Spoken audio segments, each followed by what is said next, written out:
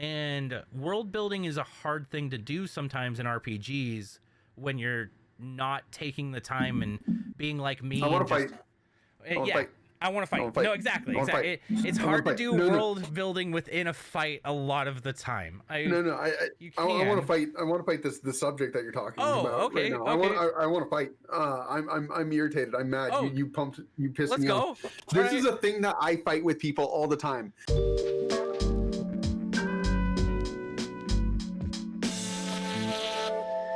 How's it going, guys? Welcome to Otaku Flavored. I'm Jay Lewis, here with Savage Bear. Yo. Yeah, we wanted to go on a subject that you brought up a moment ago, which was... Yeah, which is board games and how much I personally miss playing. I wanted to just talk about some of my favorite ones. Maybe Jay has a favorite board game. I don't know if Jay has a favorite anything, but... Oh, when it comes to board games, I am very passionate about. I mean... Oh, yeah. No, not being able to play board games for a year has been a punishment from the deepest hells. I can't explain, like, I'm not a social person. I don't really like hanging out with other people. No offense. You're all lovely when I'm not around you guys a lot. Cool.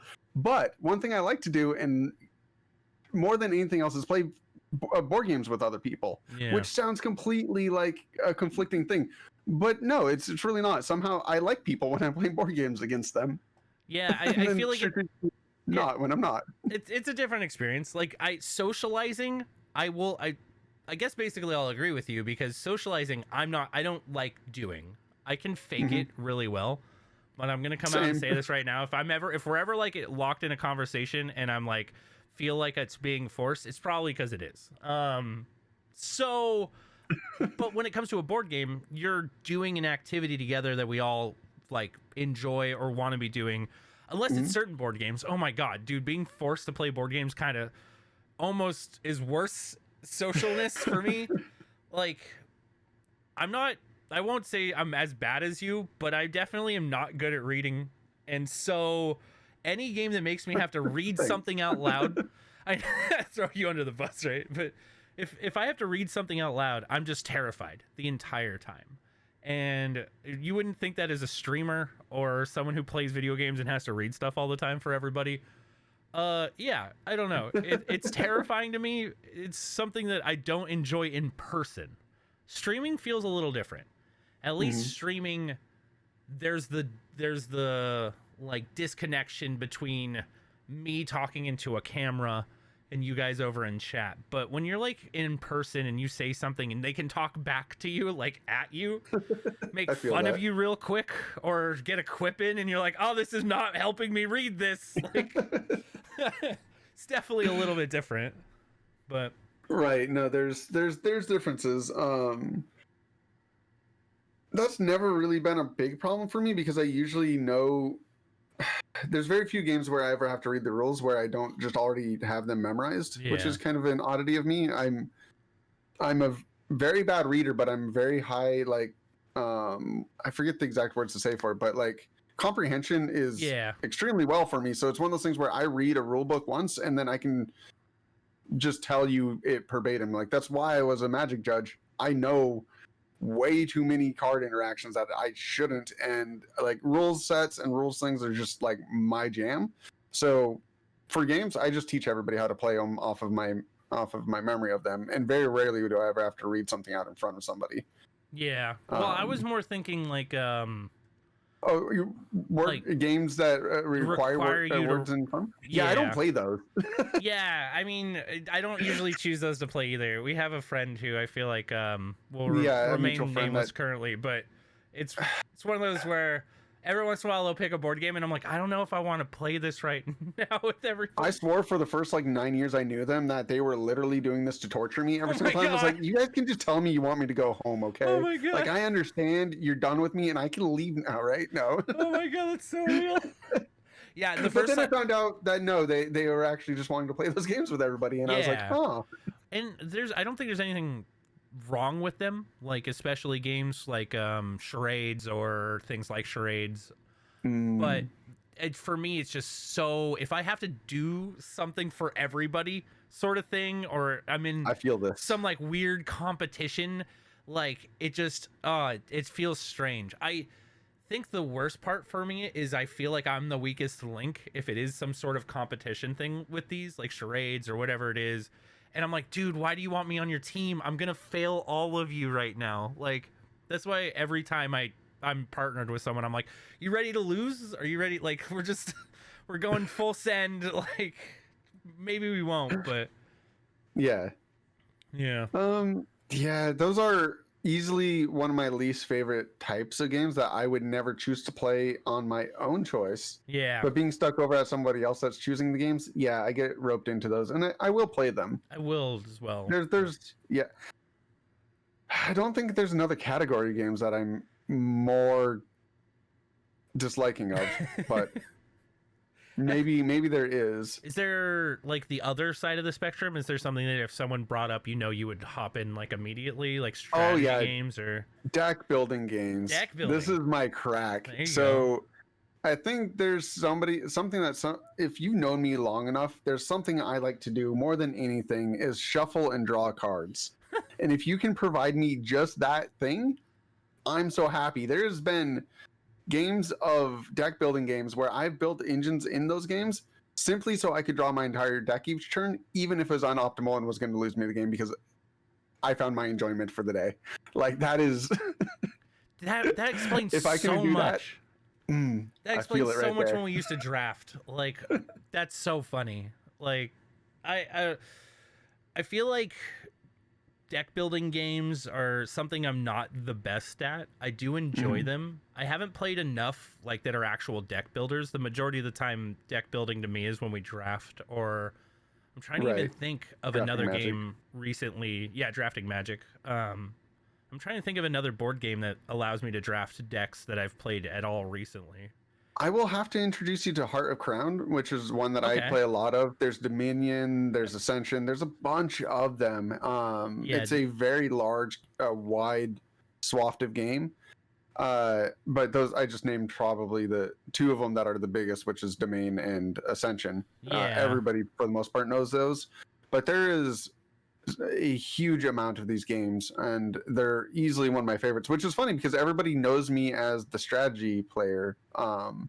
Like, everybody who knows me, I do a yearly Twilight Imperium. It's my favorite game of all time is Twilight Imperium, which is the most absurd strategy game out there. Probably there's a more out there, but not as far as I know, it's a massive sprawling strategy game.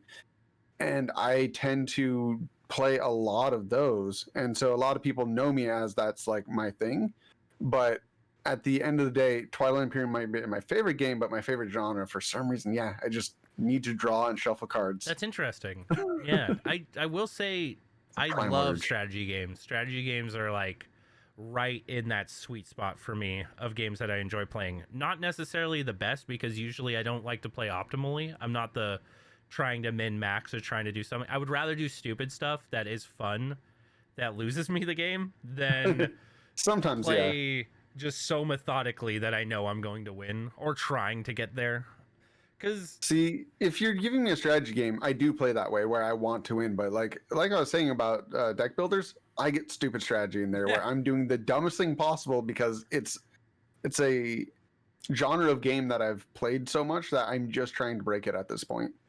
That makes sense. Yeah, I need to get more into those because a couple were recommended me, like Dominion. That was recommended that I should try that one. And it looked really, really interesting. I just don't. I probably do know people who own it. I'm guessing, Jay, you probably own it. I don't know. Hey, but we're in quarantine right now, so we can't play. I mean, truthfully, Tabletop Simulator is very good for this stuff. I love Tabletop Simulator. I've been playing a lot of games on tabletop because you haven't invited me. Is this how you're telling me that I'm not actually invited to anything you do? Is this your way of telling me that you don't like me? This is how Jay knows he's not invited to board game night, because right. So when there's the you're excluding people, I'm on that cut list. I mean, if we bring Player Jay, 5 is needed, I'm called up randomly. I get it. Exactly. You're like fifth on the list. No, it's actually just been mainly spontaneous. It's not like there's been a night for it, which I think would be cool. Actually, it should probably set up some sort of night that's dedicated to it. But it's a lot of us playing Uno. That's what we'll just be all hanging out, not knowing what to play, and someone will be like, let's play Uno, and that's what we end up playing, weirdly enough. Which, what is Uno? Is Uno? Uno's not a deck builder. Uno's like Uno's like just a card game. Yeah, just a card game. Yeah, just a card game. It's one of your generic out there card games. Yeah, generic basic card game, but it's good. It's got a lot of fun. Yeah. It's a good time waster. The other one that we've been playing in person, which is why you haven't been able to be invited. But now I can understand why you don't invite me. Yeah, it's been Dice Throne, which has been a lot of fun. I 100% recommend this game.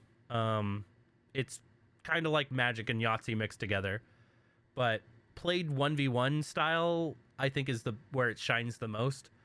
And it is quite fun. It's basically two heroes battling at each other, and you're rolling dice and playing cards and basically just trying to... But I haven't actually seen it played, yeah. Yeah, it's pretty good. I did find out that it is on, what is it? Tabletop Simulator, but there's not all the classes. I think there's only like 6. Just about everything's on Tabletop Simulator. Yeah, dude, I'm always so amazed at how much stuff is on Tabletop. People are dedicated too. Like, oh yeah, any of the major games on there's like 12 versions of it, and you'll find a sweet one that basically has everything you could possibly want automated. So it just makes things so much easier. Through there before. Like, it's crazy. Like, if you're into a niche like card game, like, or just one that's not supported at your local area, and you like Yu-Gi-Oh, the new Digimon game that came out, or just something that your store's not playing because they play Magic or whatever, and they only do that, boot up, go on and find a Discord server where there's gonna be one with millions of people in there that want to play these games. Not literally millions, but a really large group of people probably running tournaments. And Tabletop Simulator supports like you just uploading your own deck of your choice into these things. And I've played tournaments that way. Like, it's a legitimate experience to have. Yeah, it's done very, very well. Every game that I've tried to go play there, I have had a lot of success with, and I feel like some of them are even more fun to play because either setup's a nightmare and it's just a click of a button to reset everything up, or it's just so much to do and such a big table. Like, I live in a pretty small house, so I can't necessarily set up the largest board game or have a bunch of people over, especially if we're pushing like more than 3 other people at my house. Like, it starts getting pretty cramped in there. So this is just a neat way to get a bunch of people, because not a lot of us have giant tables or stuff like that to play these on. I do know a decent amount of people that don't actually like using Tabletop Simulator, though. So I will say it is a finicky bit of software, but it is free. So try it and see if you like it. Like, that's one of the things. It's not free. It's not free? No, it's $20. I thought it was. No, it's $20. Yeah. It's okay, I think I got it for free. You might have gotten it for free. Don't listen to Jay. No, I'm just kidding. Okay, yeah. So it is finicky. Maybe don't get it for $20. My bad. Yeah, I do recommend it on sale. Like, it goes on sale. It goes on deep sales. Yeah. But yeah. It's worth it for a few dollars, and worth $20 if you know you're dedicated to board games. I will agree, though, some of the stuff is kind of finicky. My biggest thing is like rolling dice sometimes, and it feels like you can select them all and do the roll or whatever, but it just doesn't feel right. It just doesn't feel the same as rolling dice. And when you go to roll dice, sometimes it's like, oh, well, I just rolled them all the way off the table because I can't tell how hard I'm throwing these things. I just want to like gently toss the lot of you right in front of me, but other than that, I've had play groups where I've told everybody, is like, don't use the dice on the board, just roll dice in real life. And that's actually worked out for us. That's not a bad way to handle that, actually. Yeah, as long as you have a trustworthy group of friends. Some of you don't play with those people. Oh, man, I don't know. This is gonna get me into completely off, but man, why do people do this? Okay, I have played D&D online with enough people and enough people who fudge dice that it's just, why do you do it to yourself, especially in D&D of all things? Like, right? No, there's so many people that are already people that want to have like the very best person that they can build. They want to make like min-max to like the perfect stats of everything, and they come up with these contrived things that just are like try hard in nature. and then they start fudging rolls eventually. And it's just like there's people who just want to come home from whatever they've done through the day and pretend that they're a god for a little while. Oh, and man. it is. I don't want to play with you. I don't want to play with you either. I don't care that already in D&D it's hard to kill somebody. Like you're already at a deficit from the DM master. You're out there to have fun with everybody anyways. You're not trying to kill anybody. Usually most DMs aren't jerks. Yeah. And at the end of the day, like your power fantasy is just not necessary anymore. Like what is Yeah, my biggest takeaway I guess from it is like, why are you playing a role-playing game then where I guess you're role-playing a power fantasy, but why are you playing a role-playing game that has chance or luck involved in it, basically? Because... Or with other people. Yeah, or with other people. Yeah, but it grows you as a player. Like, stuff will happen that would never happen before. You'll be put in situations that, sure, are tougher or maybe scarier to you, but, like, at the end of the day, it's just so much more fun. It's weird getting over that fear of needing to be the best or being afraid to die. And I think when you get used to just rolling the dice and seeing how it goes, it makes successes and fails like your 20s or your 1s that much more impactful, and they feel so much crazier. Like when you roll a natural 20 every time, or like 5 or 10 times in a game because you're fudging rolls or whatever, it kind of takes that away from that one moment where you needed that 20 and you're like, you roll it and you get it. And oh man, I just love those type of things. I miss that a lot from like playing in person. I've been doing a lot of games online and it's just not the same. No, it's not, and it has fundamental problems. I do want to touch on something really quick that I know is a heated thing within the D&D community of and even Chris, me and him butt heads on this one. Like this is something where if me and you don't butt heads, I know that we can bring Chris on one of these days and it will be a fire hot mess between us. But what is your opinion on people do you like stat blocks or do you like rolling for your stats? Like how do you determine your stats? Do you do the point buy system? Do you do the preset system, or do you roll for them? So I will say originally I did roll, because I feel like that's how everyone's taught and things like that. Recently I've been doing point buy. Well, I guess that's how I grew up. Like in 3.5 and everything, everyone was like, weirdly enough, roll and then you choose like, oh my god, it was so easy to get high stats because it was like roll 4 dice, take the lowest. If it's a 1, you can re-roll 1s. And I was like, okay, all right, you're just making us powerful. Nowadays I do point buy system just because it speeds up the whole character creation process. I've noticed with new players, I can say, all right, instead of rolling a ton of dice and getting all these arbitrary numbers and trying to figure out where to put them, you can just have a point buy system. My only issue right now with point buy systems is it makes your character very generic feeling, if that makes sense. Like it does at the beginning, sure, but then you get incentivized to just stat out in the way that you want as you progress and level up. Yes, exactly. Which is how that.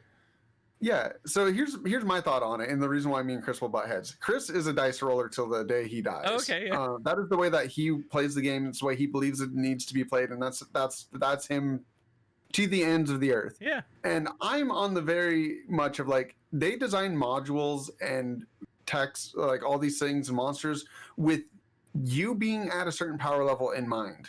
And you rolling your stats and becoming a random god out of nowhere and becoming the main protagonist in the storyline where everybody else now has to watch you do literally everything because they're worthless. Like, why would they hit something if you just spawned in the game with better stats on them, everything? Like, that sucks.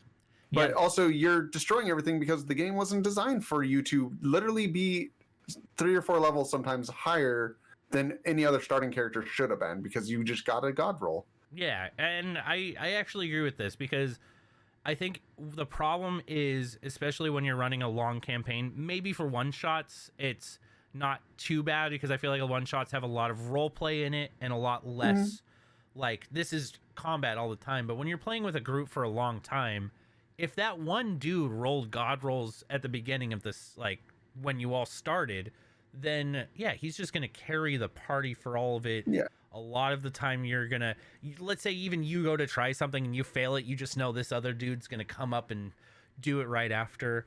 That gets me to another point. So, how do you feel like when you're having some people do like certain checks or something like that, and everybody starts trying to do the exact same check as the one dude that you told, like, because sometimes I'll be like, oh, hey, you should roll perception. And then everyone's like, oh, I want to roll perception as well. And I'm like, okay, well, I just need this person to roll perception because they're ahead of everybody. Like, you're not necessarily going to perceive that. And they're like, no, I still want to know. And then I don't know. It's just Right. No, I have this is one of those problems where I believe this comes down to your expectations of the game being talked about before you play the game. yeah, okay. And I think this is a huge step that a lot of players miss when they get into the game, mainly because they just want to get in and start playing.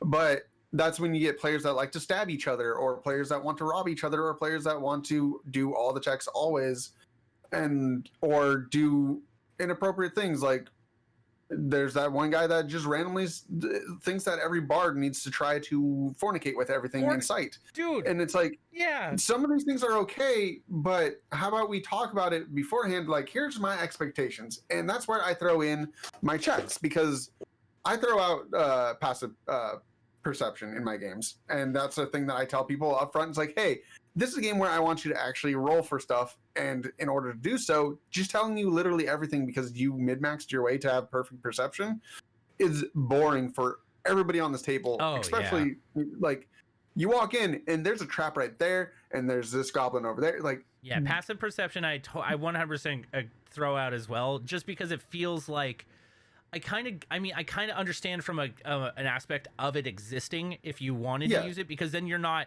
having to worry about, oh, the player walks into this room and he can notice that there's this thing on the table, like it had a perception chance or whatever, and you already know that he can see it.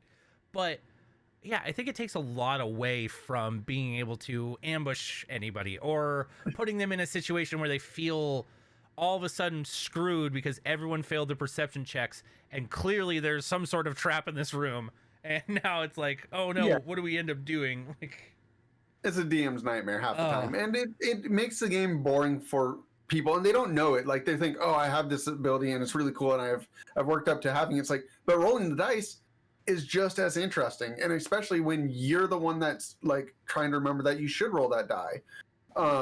And there's other factors where you can start nudging them to roll the die if their characters in particularly very intelligent, into addition to being perceptive. So then you can be like, hey, no, your character would be doing this thing in this moment. That's fine. Versus whether or not maybe their character is just completely dumb but can perceive literally everything. So they, hindsight's 2020. That's maybe why they're so observant. But it's, maybe the meathead doesn't immediately look around the room, but when he does, he finds everything because he has nothing else on his mind to focus on. Yeah. Like, whatever, cool story reasons to come up with these things.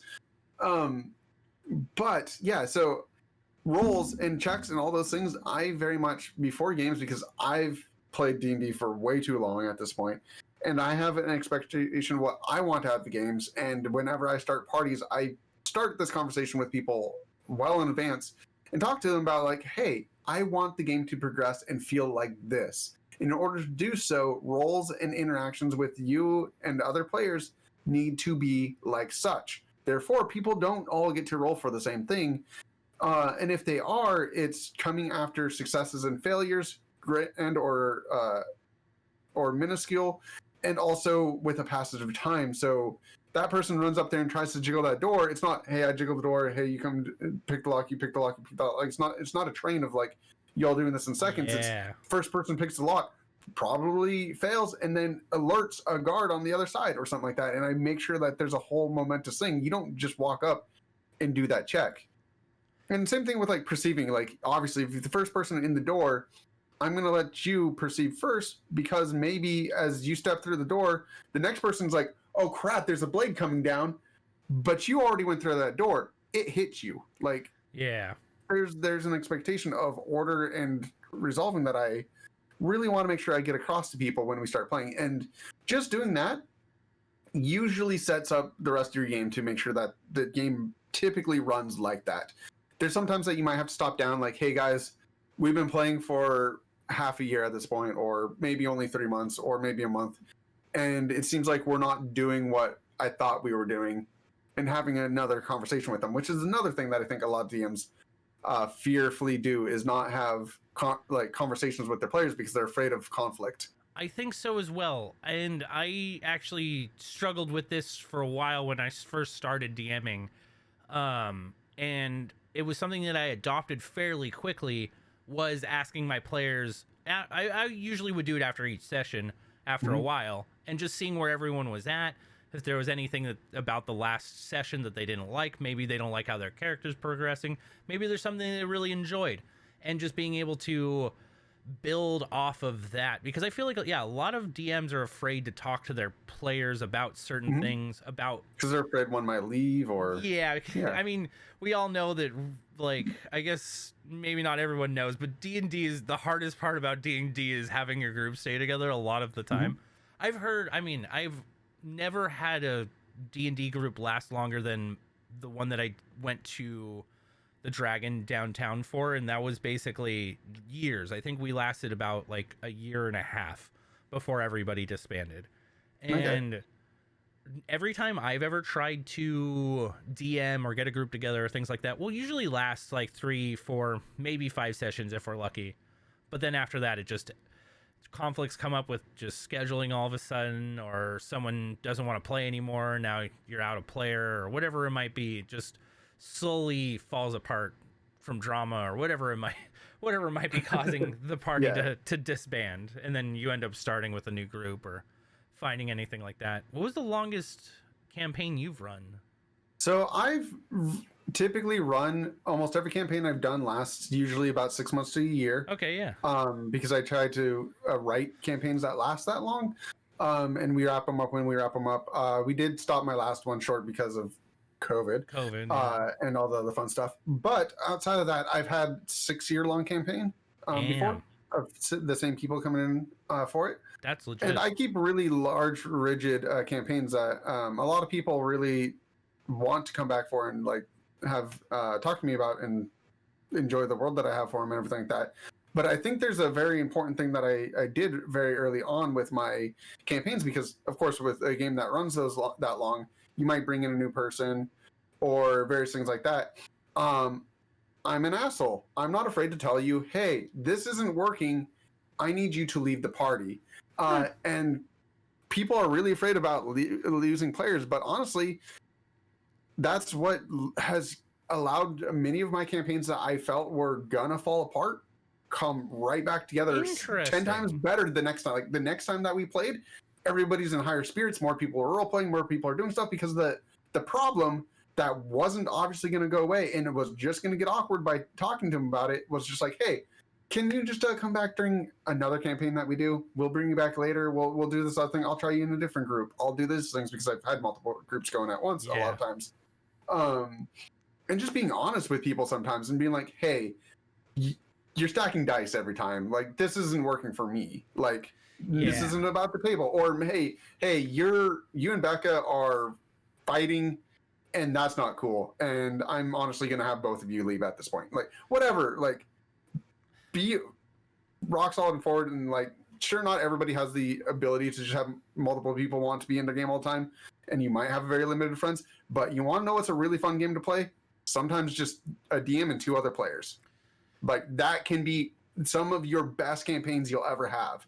You don't need 5 people around a table. Sometimes 5 people around a table is the worst party you'll have ever experienced. Like, you might as well go for quality over quantity. Like, trust me. And I truthfully, weirdly enough, like, hearing that is something that I probably should take into more like heart, basically, because it's hard. For me, it's hard to deal with someone who is fudging the dice, or someone's coming to the table to do these things, and it can be hard as a DM to want to go to that player, especially in games where there's not a lot of you who are coming every time, and being like, I'm sorry, but like, I know you're doing this thing, you need to stop, or you need to like leave the party, basically, because it's ruining everybody else's time. Because when you as the DM, I feel like, start getting down on that stuff, like, you'll get hung up on it. And I have a weird tendency of turning it on the player who's doing it, which is not a good, I feel like, way to adopt this. And that's basically like, okay, cool, I know you're fudging the dice, well, I can do that too. Like, I can probably do this way more hardcore than you can. And yeah, it just, I don't know, it's definitely it's definitely not a healthy habit. No, 100%. Yeah.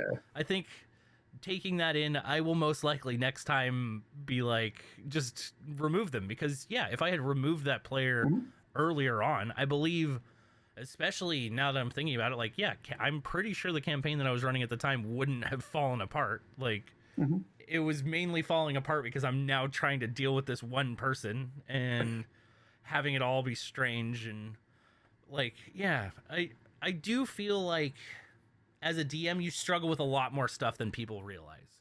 You definitely have to rein in a lot more. You're a babysitter. Yeah, I guess, yeah. I think when you get a good party too, someone who like actually are like gelling and role playing, it just feels great. And I had recently, my most recent, I saw my players grow a lot. Like, from everyone being shy, because a lot of them were new players, so it's like being shy, not really knowing anything, to all of a sudden doing grandiose things, or like being more open when role playing their character. Because when you can see someone actually like notice what their character would do, and not just them, but it feels like their character's actually taking the actions. That's, as a DM, when you're like, cool, like, you're doing the right thing, I'm proud of you guys.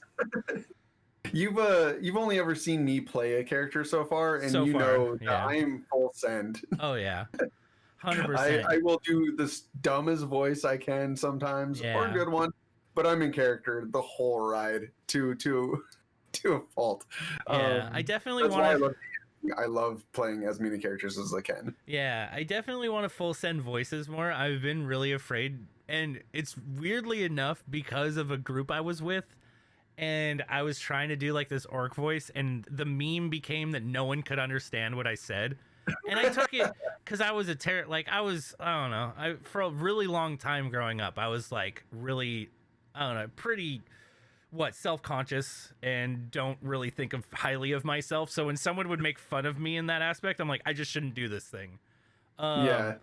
And I was for sure, like, when I played that last campaign with you, I was like, I'm gonna go with whatever comes out of my mouth first, and I hope it's not annoying. I immediately came out with a voice. I was like, I'm pretty sure this is annoying for everybody on this table. I don't think it was too bad. But you deal with it. But it was one of those things where, like, it fit your character. It was kind of fun.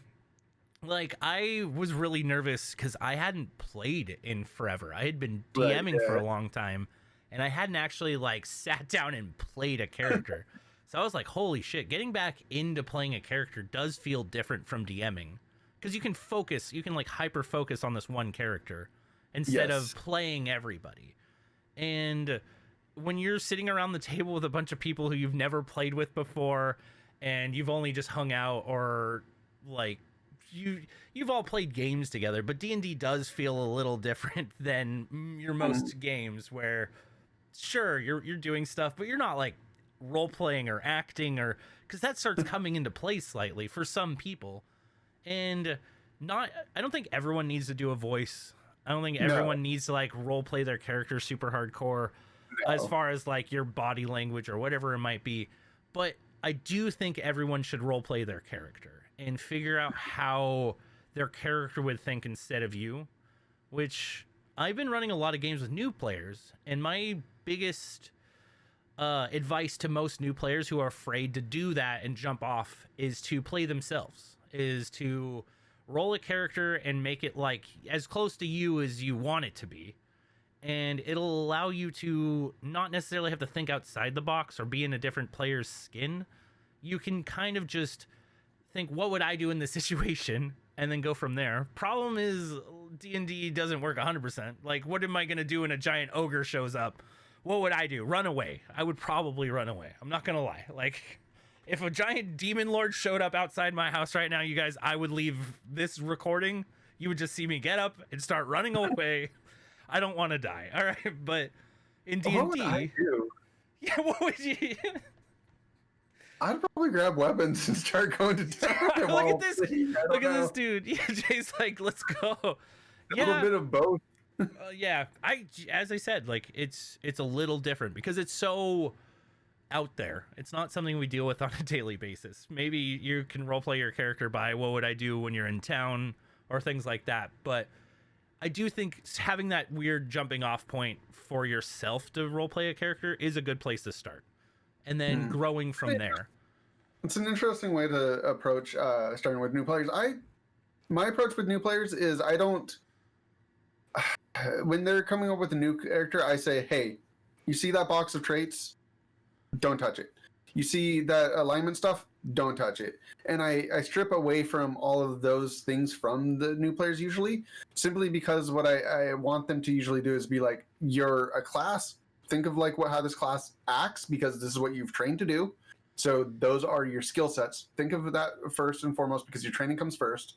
And then your personality is going to come second in a bunch of other things. And what we're going to do for your personality is that we're going to make sure that you have a backstory by giving you usually a story hook that ties you into the overall plot. Yeah. And your goal is to achieve that plot, which means you're going to end up creating a character that facilitates and has that need in them. So you'll randomly be the brave person when it's in contact with that. If it's not your priority, you're probably more cowardice. And like there's an identity that comes out of that, and new players tend to pick up on that and are able to take and run towards that story hook full-heartedly.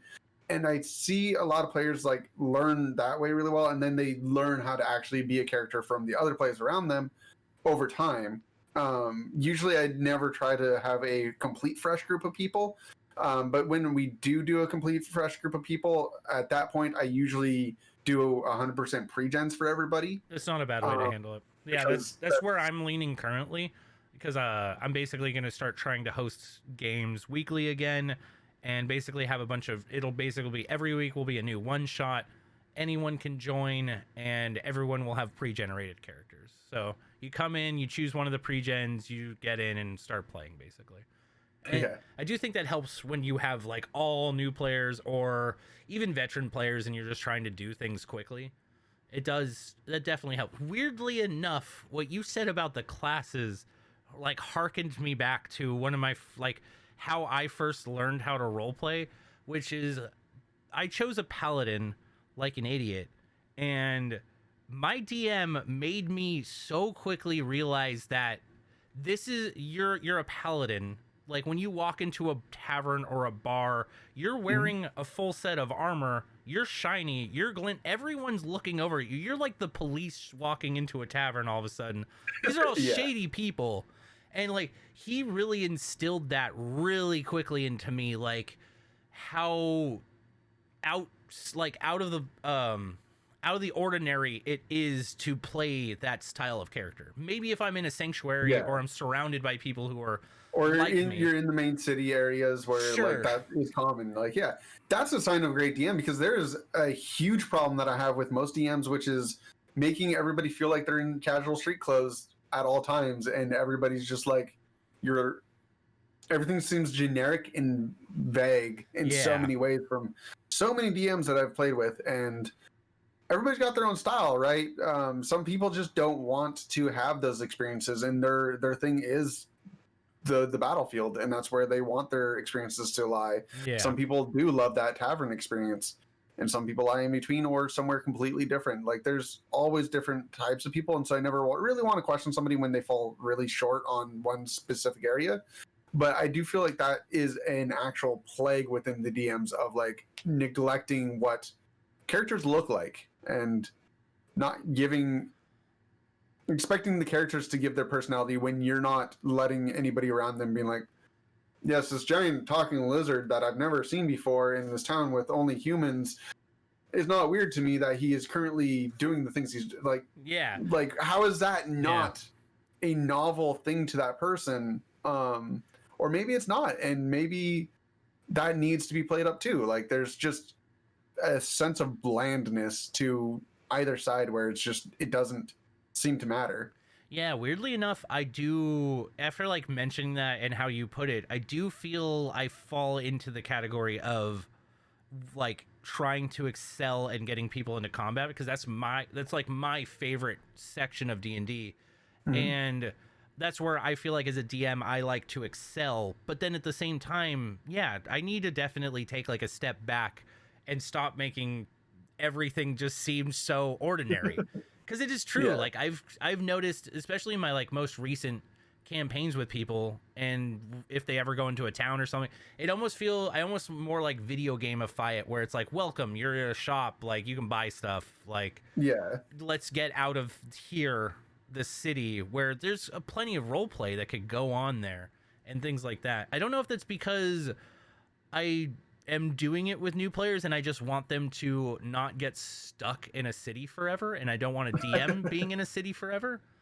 But I will easily DM inside of a city forever. If you give me dialogue based, I will give you the keys to the city to roam around and let me just talk to you about stuff, because that's my kicks. I love the role playing aspects. Combat's kind of boring to me, but I love my really elaborate combats. I do them. Yeah. But where I'm at is I'm verbally there. I am there for that dialogue.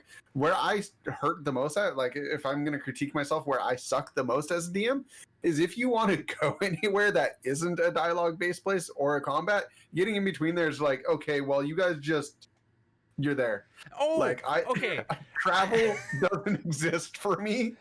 You guys are going to what town? Cool, you're at that town. I swear. Unless there's something in between, we ain't talking about it. I swear. It's almost better to handle it that way, weirdly enough, though, because I feel like when you're trying to do the in-between as a DM, and you're like, all right, it's like a 3 days journey, have fun being there. Okay, you guys are going along. Where are you going to make camp and all that stuff? And like that's usually, I mean, I will actually usually play out the in between a lot of the times. I'm so bad at even approaching that. I'm okay. Like I will say I'm not the best, but I usually try to do some like silly encounter or some sort of heartbreaking encounter. The last time we did it was a heartbreaking encounter. It was basically a day's journey. They got halfway there. They had to camp. In the middle of the night, they basically get woken up by this like a large rustling and things like that. They follow it back to its den. It turns out to be an owlbear. Immediately being players, they're like, let's kill it. So they kill the owlbear, and after they kill it, a baby owlbear comes out of the cave basically, and they all were like, I hate you. I absolutely hate you. And I'm like, hey man, you didn't have to kill this thing, all right? I feel like players are very quick to murder things. They really are. Everybody's murder hobos. I tend to approach, if I'm having them extendedly out there for a while, I'll just do a narrative breakdown of like the type of wagons that they've passed by, the mist as the wolf cries out, and like just like atmospheric stuff. Yeah. But I never, I'm like, all right, roll a survival check. You guys went by a wagon that was broken down, and there was okay. Like I'll give them like a thing where like they've done this thing, but there's like I don't need them to play out a small rogue fight of like 10 goblins. No. We know that they're going to kill the 10 goblins. Yeah, I know that they're going to do most likely really well on most of these things, so I'll just throw it to them. I'll be like, on your adventure, you did these few things as you got there, and I've never been one for actually letting them set up camp or whatever, anything like that. In fact, so much to deficit that my players are like, oh, he's doing this? Crap, everybody get ready because something's about to actually happen. And it's like, oh, yeah, I guess I set myself up for that.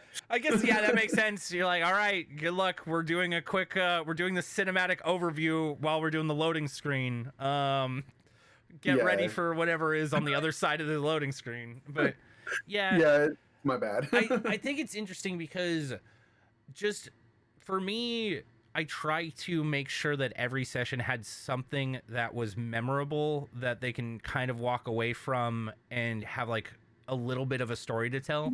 And it's almost impossible to do like forever, especially if you're doing a long campaign. Mm-hmm. Like there's going to be memorable moments that come up when they come up basically, or when your story points hit or whatever it might be.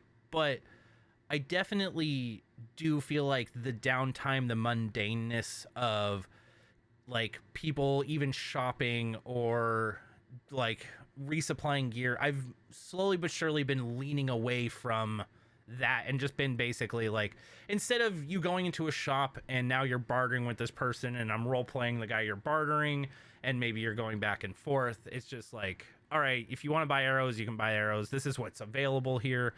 And I don't know if that's necessarily a good thing or a bad thing. I really want you to play in a campaign of mine now. Like, I really do. I really want you to experience what I do here. I would love to. Yeah.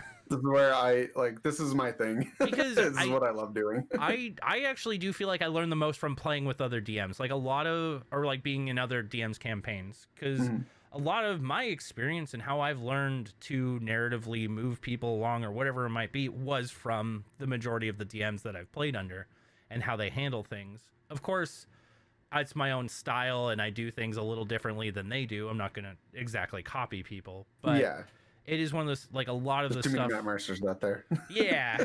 A lot of the stuff that I've learned comes from experiences and stuff that happened to me in these memorable moments of like, I remember when one of my old DMs did like, we were traveling and basically we're getting ready for the night or we were waking up that morning. I can't actually remember if it was that either. I just remember I didn't have my armor on, and in 3.5 it takes forever to put armor on. And so yeah, we got attacked by kobolds and I basically got massacred because I was not prepared for this.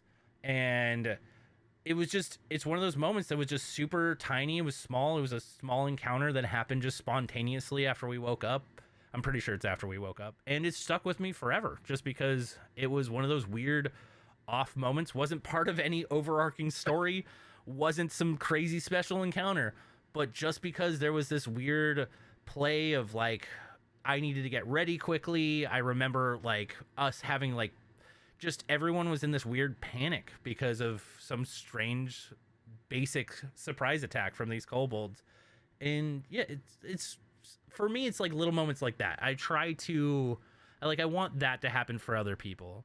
And yeah, I definitely want to try to get my players to like connect with the world around them and get some sort of connection with it.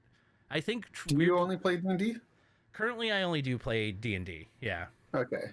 I've thought about doing Pathfinder because a lot of people have talked about it, especially recently. It's D&D. It is, yeah. Yeah. I guess I always feel like people should branch out. Like, there's so many good ones. Like, even random ones like the Firefly campaign book. Like, that's really cool one to branch off to. RuneScape is a massive, huge one that a lot of people do like playing. Or you could go for something silly like the Pokemon RPG that does exist and that is out there. I have played the Pokemon one. It's actually really good. Huge swath of a million different type of campaign books out there. Cyberpunk ones, everything you want is out there. But D&D is fun. But do you ever do like completely homebrewed worlds, or are you always playing in the D&D world, even if it's a custom game? I'm 100% homebrew all of the time. And I think there's a detriment to that. Not in the D&D world then? But not in the D&D world whatsoever, no. Okay, cool. Gotcha. Which kind of can be a detriment to players who have played a lot of D&D. Because, I mean, sure, I'll like use monsters and stuff that are in the D&D world because we're in a fantasy. A lot of my stuff's high fantasy. And so, like, there's elements of D&D, sure, but it's more there's elements of high fantasy within my world. But yeah, it kind of hurts sometimes when people are like expecting like, oh, this is from this plane, or like this is going on from that. I'm like, no, like no, none of those gods exist. All right, none of that stuff's going on. Like it's all in my head, and you guys have no idea what's going on. Okay, like I prefer that personally. I've actually, weirdly enough, I've wanted to go more into D&D recently because I've never really ran anything outside of homebrew, and I've kind of wanted to do like a pre-gen recently, or like something like a, I don't know, Curse of Strahd or Curse of Strahd is the best one of all of them. Like, I've played that so many different times in so many different ways. Yeah. It is a phenomenal pre-built campaign that I enjoy immensely. Yeah, that's do not play with some people. They will get mad and quit. It's fine. Yeah. Complete joke based off of one of my friends, guys. Don't but yeah, don't worry, he's not mad. Trust me, he's not mad. I definitely feel like I've never really run anything like that, and I think it would be a nice way for me to stop trying to try so hard, if that makes any sense. Because running homebrew is a lot of work, especially. Oh yeah, no, writing your own story is a huge undertaking. Yeah, and I feel like a lot of DMs and stuff that are doing their own stuff, if you are doing it and your players aren't taking it, or there's something that you don't like, it's not clicking in some way or another, one thing I do recommend is how we talked before, is talking with your players about the world more. And world building is a hard thing to do sometimes in RPGs when you're not taking the time and being like me. I want to fight. I want to fight. No, exactly. It's hard to do world building within a fight a lot of the time. I want to fight. I want to fight this subject that you're talking about right now. I want to fight. I'm irritated. I'm mad. You pissed me off. This is a thing that I fight with people all the time. There's so many new players that don't know a single thing about D&D lore or where anything comes from, and they'll be like mad that you're trying to introduce them to a new story. They're like, I don't understand where we're going, what we're doing, the stuff around this stuff. I'm so confused and lost. I'm like, and they're like, can we just play D&D next time? No, you asshole. You want to know why? Because you don't know anything about D&D. You don't know about Skullkeep or any of the stuff down below, about any of the old like people that have done things down there in Skullkeep. You don't know about the giant mithril keys. You don't know about the spell plague stuff. You don't know about the Lords of Waterdeep. You don't know what's gone in Baldur's Gate. Down in Baldur's Gate. Up in just there's so much lore that you don't know. It doesn't matter where the game takes place.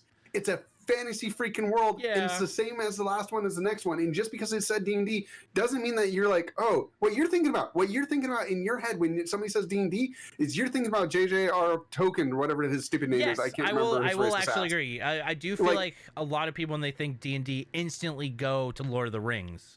Yeah, basically. They're like Lord of the Rings, and they're like, well, I don't understand your world. It's like, a goblin's a freaking goblin in every world you've gone to. I'm pretty sure you know what that looks like. They're like, but I can't picture it. It's like, I'm sorry, we're not playing the Lord of the Rings right now, but we weren't going to play that if we played D&D anyways. Like, it just, go with the damn story a little bit, guys. If you want to know more about it, interact more with stuff going on in the story. Yeah. I mean, and if your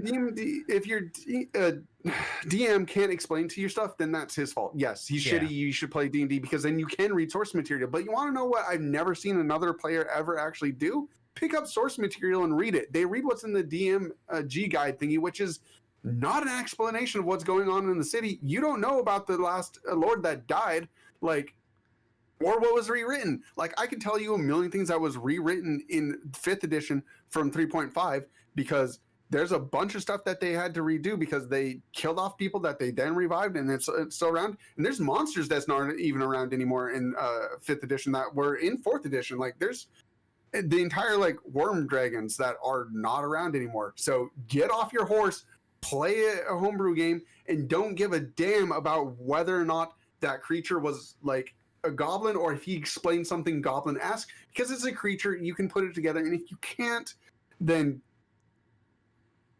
okay. You just talk to your DM at that point, figure something out, because you want to know what there's more things to explore than Lord of the Rings. Lord of the Rings sucks. This is so real. This makes so much sense. No, Lord of the Rings doesn't suck. All right. Okay. That's Jay's opinion. That can be a whole nother hot take for another episode. But I do think that players do get caught up a lot in homebrews of not working with their DM enough. Mm-hmm. Or in my aspect, a lot of the times when I'm want to do world building stuff, a lot of the time it ends up in a fight or ends up in something where they want to fight, and it's how I have it set up. And I kind of feel like it's on me necessarily to put them in a better situation to do world building stuff. Mm-hmm. But at the same time, I definitely feel like a lot of players, sometimes you need to take a step back and let your DM actually be able to explain stuff or go along with the ride. Because since I play mainly with new players, I feel like a lot of players that are new, when you tell them they can do anything, they'll do anything. And they won't necessarily do what, like, to go back with like role play, it's like not what their character would necessarily do. This is more like what they want to do. And I don't know. It's kind of an interesting aspect of what you were saying, where, yeah, a goblin's a goblin, you guys. If they're explaining something world building and you don't understand what it is at the moment, maybe that's how they want it to be. Maybe they want to leave it in shadow. Maybe it's something that if you asked more or got in a situation to talk to someone who would know more, maybe he knows more. Because that's on your DM then. Because if your DM doesn't know, then of course if they're a good DM and they don't know, they'll make stuff up. Right. And if they're not a good DM, they'll basically, well, I don't want to say not a good DM, but if they're not able to make stuff up on the fly, sure, it's a better way to put it. But if they're not able to make stuff up on the fly, then maybe they'll just be like, oh, I don't know. And I don't think there's anything wrong with that. I think there's a lot of pressure to be a DM and know everything in your world. And a lot of the time, well, yeah, I know. Jay over here is like, I've made everything. And some people do. Some people, I love world building. It's one of my favorite things is designing the world that are people in, which is why I do homebrew. But at the same time, I kind of understand when I know everything or I know quite a bit and a player asks me something I don't know, either a lot of the time I'll make it up just because it's fun for me to do that, because now all of a sudden I've made lore, I've made this character, I've done something. Maybe I invented a new monster that didn't exist just because my someone's like, but that thing had feathers before, you said. And I'm like, you're right, it does have feathers. And it has this small crest of feathers along in the back of its neck. And yeah, it's sometimes you just have to like roll with players knowing that you're making slip ups or that you're making stuff up. But at the same time, like, that's fine. Like, just DMing's a lot of improv. There's a lot of making stuff up on the fly. A lot of the time when you're trying to railroad players, they won't want to go, or in a lot of instances, anytime I've set up some really cool stuff, like a lot of the time, not every time, but a lot of the time my players won't go that direction and they'll go something completely different. Or like my favorite instance that always sticks in my head is I had a whole instance where I wanted to get my PCs all captured by the guards and be thrown in jail, and I wrote up this whole cool jailbreak thing, and they ended up actually escaping and getting completely out of everything. And I'm like, all right, well, I'll save the jailbreak thing if they ever get thrown in jail, but for now I need to on the fly figure out what the hell's going on, because clearly they're not going to jail right now how I had planned. But yeah, I don't know. That's probably my favorite thing about DMing is just being able to improv, being able to wing, being able to come up with stuff. Some of my favorite sessions actually have been 100% improv from everyone getting there, because someone couldn't make it, and now I'm doing a one shot instead of the actual campaign that we're on currently, and we're just in some random world doing some random thing. Like, some of them are really dumb, some of them are hooked into popular culture and stuff like that. We had one recently where basically Doctor Who showed up and took them on an adventure.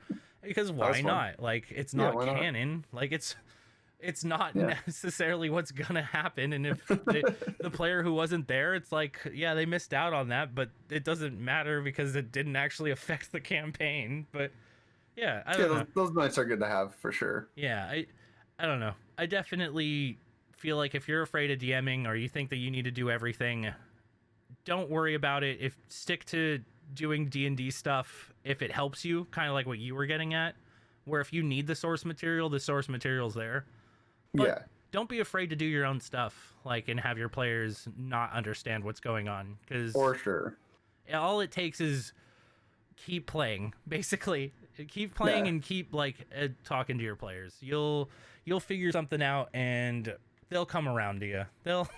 You'll figure out what works best for you or works best for everybody else. And and maybe you're not a DM, but maybe you are and you just don't know it yet. There's a lot that goes into it. And just I can't stress it enough. Be open with your characters. Yeah. And be honest with them. Because you'll get the best out of that. Go play D&D, you guys, or go play your favorite thing. One thing that I wanted to say, to circle back just for a second, the only other ones that I've actually played besides D&D is I did the old Star Wars that was tied into Dungeons and Dragons. It was done by Wizards. I think it's done by Wizards. And then I've done one other that's now slipping my mind completely, and I don't know why. I've always wanted to do Shadowrun. I don't know why. I've liked Shadowrun. Yeah. I've liked the world. I thought that would always be a fun one. I've seen some people play Shadowrun before, and like I sat in on a few sessions, and it looked like a lot of fun, but I never actually ended up playing. What other ones have you've just played a ton of them? I've done, yeah. I mean, so for anybody who hasn't been with us long enough to know that I used to run a game store for a long time. Like, I've picked up every module that's ever come through that store and at least experienced it on some level or read the campaign books for it. And I've done just a mountain of things. And I'm so interested in exploring even new ones from here. Like, there's the new Alien one that came out last year, and I haven't played it yet. Haven't even touched the modules yet, and I want to play it so freaking bad because Alien's one of my favorite franchises of all time. So it's one of those things where there's so many out there, and there's so many homebrewed ones as well. Like, there's a bunch of different systems. If you don't like D20 systems, like, there's different ones out there that will fit your need. There's dice progression systems, there's D100 systems, there's no dice at all systems. There is the widest variety of different ways to roll dice out there than you would ever imagine being out there. So if D20 rolling doesn't work in your brain for some reason, try some other ones out there. You'll never know who you're going to pick up for them. There's a ton of them out there. The Fate system, the new Star Wars systems, just all of those systems have amazing different mechanics for how you express your characters, and I definitely suggest picking them up. Yeah, well, I think you guys, the moral of today's episode is go play some games. All right, go play some board games. Mm-hmm. Go either hop on Tabletop Sim, or if you're lucky enough to have people that you can all go hang out with in person, go try something out. If you guys want to ever do D&D and stuff, yeah, I mean, I'm going to start hosting games coming up soon. I know that you'll see Jay probably around at some point, but yeah, doing something. Yeah. But there are a few games out there you don't play. Like, obviously, we all know that you don't play Candyland. Like, that's pretty boring. Snaking Ladders is pretty jank. All right. So there's a bunch of other games like Candyland. Don't play. Right. Secret Hitler's really just it's just as basic as those games, and you're lying to yourself if you think it's not. Go check out some really good games, because there's a bunch of really bad games like Scythe. Scythe is terrible. Why are you playing that game, guys? It's very monotonous. There's easy ways to tell what's going on. Pandemics is good, but a lot of you guys need to realize that you lost about 5 turns ago and stop playing it when you've done that, because what's really the point if we keep on going? And honestly, I can keep going on and on and on about a bunch of games that you did not play. Let's end on some. Is there a game that you recommend that maybe people haven't heard of that you recommend going and trying, or maybe they've heard of and that you just recommend it? Because I have one. I definitely have one. Yeah, what's yours? All right, mine's Quacks of Quendelenburg. I recommend it. It's kind of out there. Game. It's a press your luck game, and yeah, I love that style of game where you're basically brewing your own alchemist potion or witch's brew or whatever you might see, and it has a potential to explode, and if it explodes, it's not good. So you're basically adding ingredients to the pot at your own risk, and you can keep going until you either explode or decide to stop. But it's a great game. I definitely recommend it. It's a well-known game, but not well-known enough. Go play Carcassonne. If you want a game that not a lot of people have heard of, but you love anime stuff because you're here on Otaku Flavored, go play Heart of Crown, which is the most Otaku-like styled anime card deck builder there is. It's basically collect the waifu. You're literally trying to get your princess that you love to be the queen of the world. Dude, so that sounds cool. Go play that. And there's a bunch of other things out there. Yeah, there's plenty of games. If you guys have a favorite if you one, really want a list, let us know. Yeah, if you guys have a favorite one, comment down below what your favorite game is, what your favorite board game to go play with everybody. And yeah, we'll see you guys next time. And if it's Splendor, I'm going to laugh at you because that's another crap game. We can go on a whole entire rant of all these games that I hate. But hey. Bye, you guys. Bye. Don't like shitty games.